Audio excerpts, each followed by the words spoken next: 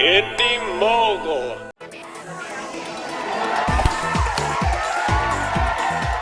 Either the new District 9 or the first TV movie to make it to the big screen.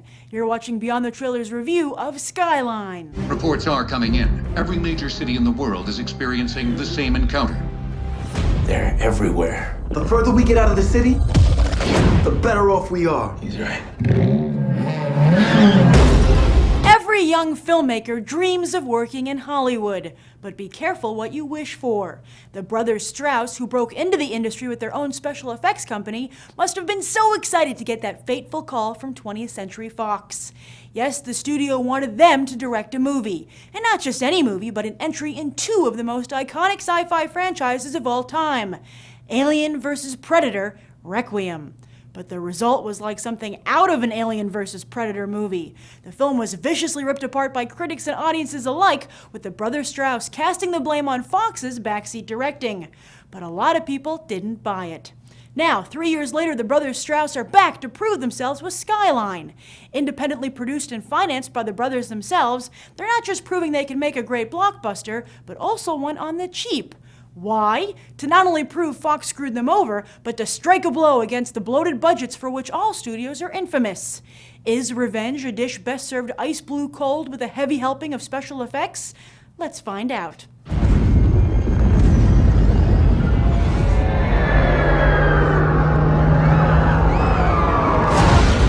So we have a BTT viewer here, Fahad. You saw Skyline today? Yes, I did. How was it?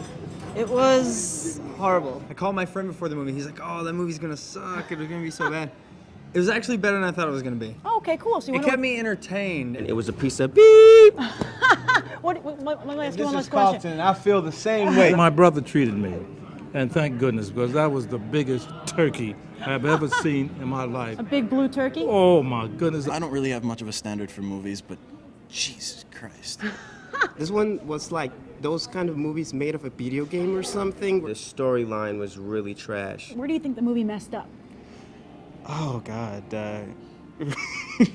it's just about every way, the acting, the dialogue, the storyline. Horrible direction. And some of the characters were so cliche. It was just like, come on already. The acting is really bad. Most times you try to identify with the characters. That's what carries it. You know, as far as I'm concerned, I wish they all got chopped up in the beginning. In the first 5 minutes, oh right? my God! And the women would screaming. You get sick of them. I like the Hispanic guy from Dexter, and I like the guy from Scrubs. Eric Balfour. Balfour. I always wondered why he didn't get a lead role, and then I saw this. I was like, okay, nah.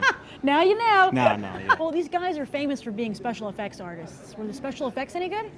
No. The graphics were great. You know, I'm into visual effects and everything like that. They're very proud of making this movie on the cheap. Do you think they should be? No, I mean, sometimes cheap can be good, and sometimes cheap can be cheap, and this is cheap for cheap's sake. It was cheap. You can see that. I was just interested because Independence Day was just like horrible, and I wanted to see something worse than Independence Day. That's the primary reason. So for you, the movie kind of delivered. Yeah. Did you enjoy seeing the movie? Yes. Oh, okay. So, So it was still fun. yes. If you're looking to just watch something to have a okay time, like a fun, then it's okay. You have a better chance of seeing something on the Sci-Fi Channel that's better. I've seen a lot of movies. I'm a movie buff. Yeah. That was the most hodgepodge, crazy nothing movie. Waste of money. What do you give this movie on a 1 to 10? I would give it about a 5. 5. Sub-Zero. -2.